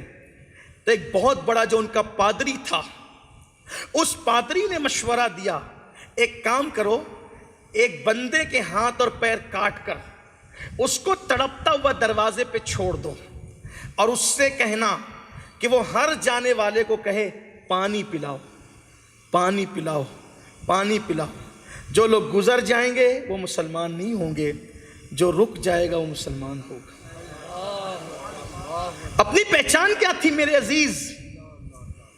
جان بچا کے بھاگنے والا، پیروں سے کون ٹکرا رہا ہے یہ بھی ہوش نہیں ہوتا، کیونکہ جان پہ بنائی ہے نا۔ لیکن عیسائی پادری بھی جانتے تھے کہ رحمت للعالمین کی امت اپنی جان کا سودا تو کر سکتی ہے مگر اپنے کردار کا سودا نہیں کر سکتی۔ تو کہا کہ چھوڑ دو کٹا ہوا جسم، اور ہوا یہی، دیکھ رہے تھے آنکھیں لگا کر کے کہ لوگ گزرتے جا رہے، وہ چلا رہے پانی پلاؤ، پیاس لگی پانی پلاؤ، لوگ گزرتے جا رہے تھے۔ ایک جوان، اس وقت اس کے چہرے پہ داڑھی بھی نہیں تھی، شاید اس نے جان بچانے کے لیے مکمل عیسائیوں کا حلیہ اوڑھ لیا تھا۔ وہ سوچتا تھا آگے بڑھنے کو، ایسا لگتا تھا جیسے کسی نے پیر میں زنجیر ڈال دی ہو۔ رک گیا، پلٹا، پانی لیا، اس کے قریب گیا، پکڑ لیا گیا، کہا چھوڑو مجھے، کون ہو؟ کہا تم مسلمان ہو؟ کہا میرا حلیہ تو دیکھو، میں مسلمان حلیے میں دکھتا ہوں تمہیں؟ کہا نہیں تم مسلمان ہو۔ جب تحقیق کی گئی وہ مسلمان ہی نکلا۔ اس پادری سے پوچھا گیا تھا تم نے یہ تدبیر کیسے، بلکہ تدبیر نے یہ مکر کیسے تم نے اختیار کیا؟ اس نے کہا میں جانتا ہوں مسلمان سب کچھ کر سکتا ہے لیکن مسلمان سخت دل نہیں ہو سکتا۔ اس کے دل کے رحم سے، اپنے دلوں کے رحم سے پہچان تھی۔ آج تو گھر کا کچرا پڑوس کے آنگن میں ڈال دیتے ہیں، اس پہ جھگڑا ہوتا ہے تو پولیس اسٹیشن تک ہم چلے جاتے ہیں۔ مرغی کی ٹانگ ٹوٹی ہے، بکری غلطی سے کسی کے آنگن میں باندھ دی گئی ہے، یا قربانی کے جانور نے جو ہے کسی کو سینگ مار دیا، اسی پہ قتل ہو جاتا ہے۔ یہ صورتحال ہے۔ یہ اپنی تاریخ تھی کہ کٹے ہوئے وجود کو پانی پلانے والا مسلمان مانا جاتا تھا۔ آپ دیکھیں اسی طرح سے بہت بڑی اپنی تاریخ ہے۔ بس گفتگو کا اختتام اس پر کر دیں، گفتگو کا اختتام اس پر کرتا ہوں۔ دیکھو، آج وعدہ کر کے وفا کرنا، اس پر کوئی توجہ نہیں، اور وعدہ خلافی کرنا یہ گناہ ہے۔ شاید آج یہ ہمارے دماغ سے نکل گیا۔ اگر آپ نے اپنے بچے سے کہا نا، بیٹے میں اتنے ٹائم آ جاؤں گا انشاءاللہ، تم کو لے جاؤں گا کہیں، آپ پہ لازم ہو گیا ہے، وعدہ کیا ہے نا، اس بچے سے بھی آپ کو وعدہ وفا کرنا۔ کسی دوست سے کہا نا اتنے وقت ملیں گے، وعدہ کیا آپ نے، اگر وعدہ کیا۔ آج وعدہ خلافی کو ہم گناہ سمجھتے ہی نہیں، جھوٹ بھی گناہ نہیں سمجھا جا رہا ہے، غیبت بھی گناہ نہیں سمجھی جا رہی ہے، وعدہ خلافی بھی گناہ نہیں سمجھا جا رہا ہے۔ اللہ کے رسول علیہ السلام فرماتے ہیں منافق کی پہچان یہ، امانت رکھو تو خیانت کرے گا، جب منہ کھولے گا تو جھوٹ بولے گا، اور وعدہ کرے گا تو وفا نہیں کرے گا۔ یہ حضور نے منافق کی پہچان بتائی۔ اس آئینے میں ذرا اپنے آپ کو دیکھیں نا، تھوڑی دیر بیٹھ کر سوچیں نا۔ آپ بہت بڑے بنتے ہیں نا، ہم بہت بڑے ہو گئے ہیں، ہمارا حال یہ ہو گیا ہے کہ اپنے سوا ہم کسی کو جنتی سمجھنے کے لیے تیار نہیں ہیں۔ ذرا اس حدیث کے آئینے میں اپنا منہ تو دیکھ لو نا، کہاں ہیں ہم؟ دین ہمارے اندر کتنا ہے؟ دین سے دور ہو گئے۔ امام کہتے ہیں دن لغو میں کھونا تجھے، شب صبح تک سونا تجھے، شرم نبی خوف خدا یہ بھی نہیں وہ بھی نہیں۔ اللہ اکبر۔ کافر سے بھی اگر وعدہ کیا ہے اس کو بھی وفا کرنا ہوگا۔ ایک خوبصورت سا اپنی تاریخ کا واقعہ پیش کروں اور بات اینڈ کر دوں۔ انشاءاللہ پھر کئی موقع ملے گا تاریخ اسلام اور ہم پر گفتگو ہوگی، لیکن سن لے بہت چھوٹی سی بات۔ بدر کی جنگ ہے۔ کون سی جنگ ہے؟ بدر کی۔ مسلمان صرف 313 ہے، یہ آپ کو پتہ ہے، 313 مسلمان ہیں، اور ادھر 1000 کا لشکر ہے۔ یہاں صرف 8 لوگوں کے پاس تلوار ہے بس، ان میں سے بھی بہت سارے لوگوں کے پاس ٹوٹی ہوئی تلوار ہے۔ ایک سواری پر 3 لوگ بیٹھے ہوئے ہیں، ایک سواری پر 3 لوگ سفر کر رہے ہیں، بلکہ حضور علیہ السلام کی خود اپنی سواری پر بھی 3 لوگوں کی باری تھی۔ ایک تو خود حضور علیہ السلام تھے، دوسرے مولا علی تھے، تیسرے حضرت مرثد ابن ابی مرثد تھے۔ آپ سوچئے جب حضور کی باری پوری ہو گئی نا، کیونکہ ایک سواری پہ 3 لوگ متعین تھے، کوئی ایسا قائد تو لائے، کوئی ایسا قائد تو لائے۔ یہ اپنی تاریخ ہے، صرف اپنی تاریخ۔ اپنے ماننے والوں کے کندھوں پہ بیٹھنے والے تو آپ دیکھیں گے، لیکن اپنی سواری پر غلاموں کو بٹھانے والا صرف اسلام میں دیکھیں گے۔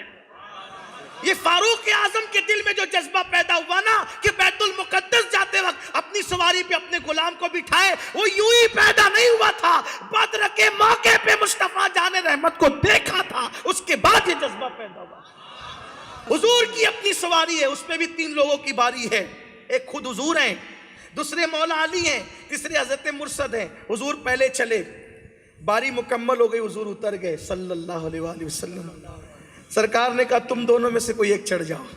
دونوں نے ہاتھ جوڑ لیے، کریم آقا، بندہ پرور آقا، ہمارے ماں باپ آپ پہ قربان، یا رسول اللہ ہم اپنی باری آپ کو سونپتے ہیں، ہم اپنی باری آپ کو سونپتے ہیں۔ اللہ اکبر۔ اگر کوئی ہمیں ایسا کہہ دے تو کہتے استغفر اللہ، لیکن پھر آگے بڑھ جاتے ہیں۔ یعنی فارمیلٹی الگ ہے، عمل کرنے کا جذبہ الگ ہے نا۔ ہمیں کبھی کوئی ایسا کہہ دینا کہ میں اپنی باری آپ کو سوچوں گا استغفر اللہ، لیکن پھر بیٹھے ہی رہیں گے۔ مگر قربان وہاں کیا پیورٹی ہے۔ جب دونوں نے کہا اپنی باری آپ کو سونپتے ہیں تو اللہ کے رسول کا جواب کیا تھا بتائیں؟ کیا تم دونوں مجھ سے زیادہ طاقتور ہو؟ اور پھر امت کو درس دینے کے لیے دوسرا جملہ یہ کہا تھا، کیا مجھے نیکی نہیں چاہیے؟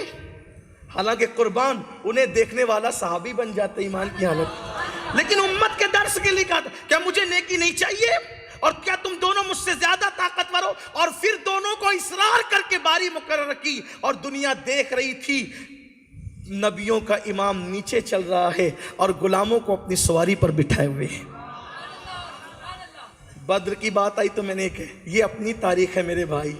آج کا حال تو یہ ہے کہ ہم کسی کو اگر چندہ بھی دے دینا اور اس کو بلائیں وہ نہیں آئے تو ہم کہتے ہیں اچھا اب چندہ دینے آؤ لینے آؤ پھر دیکھتے ہیں۔ چندہ آپ نے اس بندے کو دیا تھا یا اللہ کے لیے دیا تھا؟ یہ قوم کا حال ہے، اتنی خود غرض ہو گئی ہے میری قوم، دین بھول گئے نا، سب دین میں ہے، دین بھول گئے، اسی لیے درندوں سے بدتر ہو گئے۔ ہمیں دیکھ کر لوگ بدزن ہو رہے ہیں، آؤ دین پر عمل کرو۔ کتابوں والے دین کو لوگ اس سے آنکھیں چرا سکیں گے، لیکن اگر تم دیندار ہم دیندار بن گئے لوگ اس سے تھوڑی آنکھیں بند کریں۔ دیکھو لوگ عربی اردو زبانیں نہیں سمجھ سکتے، لیکن کردار کی زبان وہ ہے، کردار کی زبان جو سب سمجھتے ہیں۔ مالابار کے ساحل پر، جسے ہم کیرلا کہتے ہیں، کیرلا کے ساحل پر صحابہ آئے تھے، تقریر کرنے نہیں آئے تھے، وہ لوگ جلسے کرنے کانفرنس سے کرنے نہیں آئے تھے، وہ تجارت کرنے آئے تھے۔ لیکن تجارت کرنے کے لیے جب وہ لوگ آئے تھے، مالابار والے تجارت کے لیے ان کے سامنے آتے، ان کو سچ بولتے ہوئے پاتے، عیب دار چیزیں دکھا کر بیچتے ہوئے پاتے، ان کو وعدہ وفا کرتے ہوئے پاتے۔ ان کا یہ کردار دیکھ کر بادشاہ سے کہا گیا ایک ایسی مخلوق آئی ہے جو لگتا نہیں کہ زمین کی مخلوق، ایسا لگتا ہے آسمان کی مخلوق آئی ہے۔ بادشاہ دیکھنے آیا، زبان نہیں جانتا تھا، ارے ان کی زبان تو مسلمانوں کے ہم بھی نہیں جانتے، آج تک آپ بھی نہیں جانتے، لیکن وہ زبان نہیں جانتا تھا۔ اللہ اکبر، زبان نہیں جانتا۔ مالاباریوں کی زبان ہم نہیں جانتے ہے نا، وہ تو عربی تھے نا جو آئے تھے، اور مالاباریوں ان کی زبان کیسے سمجھ سکتے تھے، ان کی زبان کیسے سمجھ سکتے تھے، لیکن کردار جو دیکھا، وقت کا بادشاہ مسلمان ہوا۔ اور وہ جو صحابہ آئے تھے نا، وہ لنگی پر تھے اور کرتے پر تھے، اس وقت جیسا ہوگا بادشاہ نے بھی وہی لباس اختیار کیا، آج تک اس کا اثر ان کی زندگی پہ نظر آتا ہے۔ لوگ کتابوں کے دین سے آنکھیں بند کر سکتے ہیں، کردار میں جو دین چھلک رہا ہے نا اس سے آنکھیں بند نہیں کر سکتے، اور ہم نے بڑی غلطی یہ کی ہے، کردار سے دین نکال دی، دین کتابوں میں رہ گیا، دیندار قبروں میں چلے گئے، اب ہم صرف نمائش کر رہے ہیں۔ اللہ ماشاءاللہ، نمائشوں سے کچھ نہیں ہوگا، حقائق کی طرف آؤ، حقیقتوں کی طرف آؤ، اور یاد رکھنا آپ کے بارے میں کسی کا بھی اسٹیٹمنٹ کچھ بھی ہو، اگر قدرت نے آپ کو مقبول بنا لیا ہے تو آپ کسی کی فکر نہ کریں، اور دنیا آپ کے نام کے ڈنکے بجا رہی ہے اور قدرت آپ سے ناراض ہے تو آپ کو آخرت میں کچھ نہیں مل سکتا۔ اپنے حالات اور اپنی کیفیات لوگوں کے سامنے اچھا پیش کرنے کی بجائے قدرت سے اپنے معاملات درست کرو۔ قدرت کی نگاہ میں ہم کیا ہیں یہ اس کی فکر کرو، اس کی سوچ کرو۔ دنیا کی زبانیں تو بدلتی رہتی ہے، آج کسی کے بارے میں کچھ کہہ دیا تو کل کسی کے بارے میں کچھ ہے، لیکن قدرت جسے اپنا بنا لیتی ہے پھر اس کی بات ہی جدا ہوتی ہے۔ اس لیے قدرت کے وفادار بننے کی کوشش کرو، اپنے اندر دین پیدا کرنے کی کوشش کرو۔ تو بات وہ اختتام کو پہنچ رہی تھی، بیچ میں بات نکل آئی، اس کے لیے معذرت چاہتا ہوں۔ 313 مسلمان، 8 لوگوں کے پاس تلوار ہے، ٹوٹی ہوئی تلوار ہے، زنگ آلود تلوار ہے۔ ایک ایک بندے کی ضرورت تھی کہ نہیں؟ اس وقت سامنے 1000 کا لشکر تھا، 2 صحابی آئے،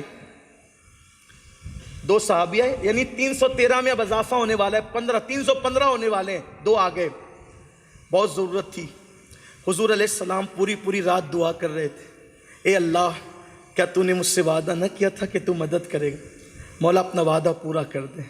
صدیق اکبر کہتے ہیں سارے صحابہ سو رہے تھے، تنہا میرے نبی ایک درخت کے نیچے دعا کر رہے تھے۔ دعا میں اتنے مصروف تھے کہ چادر زمین پہ آ گئی اور حضور مصروف دعا تھے، رو رہے تھے۔ صدیق اکبر اٹھے، چادر ڈالی اور عرض کی میرے ماں باپ آپ پہ قربان، اللہ کا وعدہ پورا ہوگا یا رسول اللہ، آپ جو ہے وہ اتنی مشقت نہ فرمائے حضور، اللہ اپنا وعدہ ضرور پورا کرے گا۔ حضور جانتے تھے وعدہ پورا ہوگا، اس لیے کہ حضور کے تربیت یافتہ کا جب یہ یقین تھا تو حضور کا یقین کیا ہوگا۔ یہاں ایک بہت خوبصورت سی بات کہی ہے کسی مورخ نے، صحابہ سو رہے تھے بدر کی رات، اللہ نے ان پہ نیند مسلط کر دی تھی، نیند طاری کر دی تھی، تنہا حضور جاگ رہے تھے۔ حضور بھی سو جاتے، حضور کیوں جاگ رہے تھے؟ اس لیے کہ نبی قوم کا مقدر ہوتا ہے، جس قوم کا مقدر جگ رہا ہوتا ہے وہ شکست نہیں کھا سکتی بلکہ وہ کامیابی ہوتی ہے۔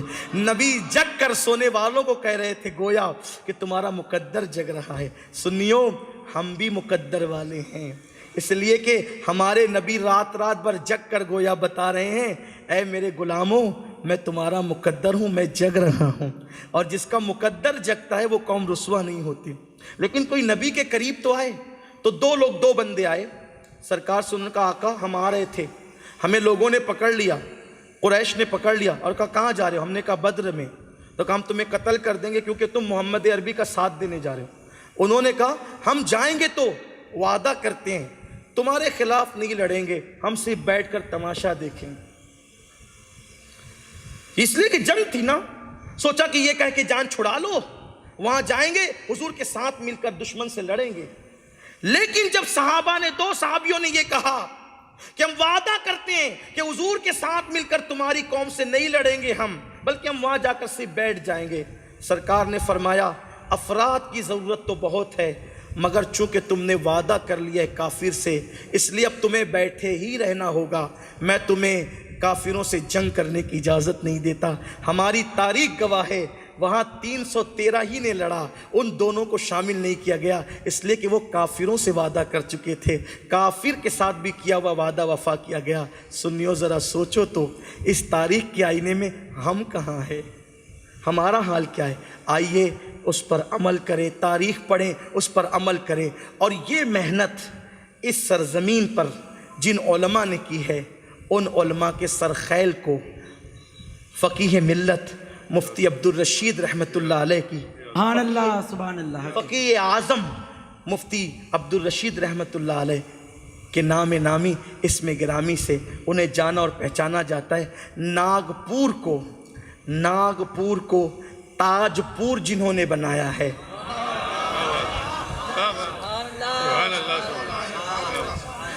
ان علماء کے سردار کو دنیا فقیہ اعظم مفتی عبدالرشید رحمۃ اللہ علیہ کے نام سے جانتی ہے۔ میں نے کئی حضرت کے شاگردوں کی زیارت کی ہے، مجھے احساس ہوا کہ جن کے شاگردوں کی علمی لیاقت کا عالم یہ ہے تو اس ذات کی علمی لیاقت کا عالم کیا ہوگا۔ اور پھر ایک ہی بات کہہ دوں، میں بہت زیادہ ان کے حوالے سے نہیں جانتا، لیکن ایک بات صرف کہہ دوں، جو انتخاب بابا تاج الدین ہو، سبحان اللہ حق ہے، اس لیے کہ اگر ہم کسی کو اپائنٹ کریں، اگر ہم کسی کا تقرر کریں تو ہمارے تقرر کرنے میں غلطی ہو سکتی ہے، مگر وہ جو اقلیم ولایت کا تاجدار ہو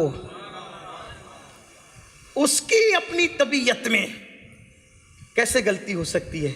مجھے بتایا گیا ہے کہ جب حضور سیدی سرکار شیخ المشائخ اعلیٰ حضرت اشرفی میاں رحمۃ اللہ علیہ کے ساتھ ہم شبیہ غوث اعظم حضور اشرفی میاں کے ساتھ جب مفتی عبدالرشید علیہ رحمہ ناگپور کی سرزمین پہ تشریف لائے اور ملاقات ہوئی حضرت بابا تاج الدین رحمۃ اللہ علیہ سے، تو اس وقت بابا تاج الدین نے حضرت مفتی عبدالرشید صاحب کو دیکھ کر کہا تھا کہ ان کی یہاں ضرورت ہے، سبحان اللہ، جس کی ضرورت تاج ملت و دین محسوس ہو۔ ضرورت اللہ والوں کو کیا ضرورت ہے، لیکن قربان الفاظ محبتوں کا اظہار کرتے ہیں، کہا کہ ان کی یہاں ضرورت ہے، جس کی ضرورت کو بابا تاج الدین محسوس فرمائیں اسی کو مفتی عبدالرشید رحمۃ اللہ تعالیٰ علیہ کہا جاتا ہے۔ اللہ تعالیٰ ان کے مزار پر رحمت و نور کی برسات فرمائیں، اور اللہ تعالیٰ ان کے فیض و برکات سے ہم سب کو مالا مال فرمائیں، اور اس طرح کے کام اجتماعی شادیوں کے اور خدمت خلق کے کام ہونے چاہیے۔ آپ سب اس میں آگے بڑھیے۔ میں مبارکباد پیش کرتا ہوں پوری کمیٹی کو، ساجد بھائی کو بھی۔ ایک قول سن لیں، حضرت امام جعفر صادق رضی اللہ تعالیٰ عنہ فرماتے ہیں زمین پر جتنے ذرات ہیں اللہ تک پہنچنے کے اتنے راستے ہیں۔ اللہ تک پہنچنے کے راستے کتنے؟ جتنے زمین پر ذرات ہیں اللہ تک پہنچنے کے اتنے راستے ہیں۔ اللہ تک پہنچنے کا جو سب سے قریبی رستہ ہے اس کو خدمت خلق کہتے ہیں۔ بندہ مخلوق کی خدمت کر کے جتنی جلدی اللہ کے قریب پہنچتا ہے کسی عمل سے اتنی جلدی وہ اللہ کا قرب حاصل نہیں کر پاتا۔ تو یہ خدمت خلق ہے۔ میری دعا ہے اللہ تعالیٰ ہم سب سے وہ کام لے جس سے اللہ اس کے رسول راضی ہو جائیں، اور گفتگو کے درمیان اگر مجھ سے کوئی غلطی ہو گئی ہو، اللہ اپنے حبیب مصطفیٰ کریم صلی اللہ علیہ وآلہ وسلم کے صدقہ و طفیل معاف فرمائیں۔ استغفر اللہ ربی من کل ذنب واتوب الیہ وما علینا الا البلاغ۔ السلام علیکم ورحمۃ اللہ وبرکاتہ۔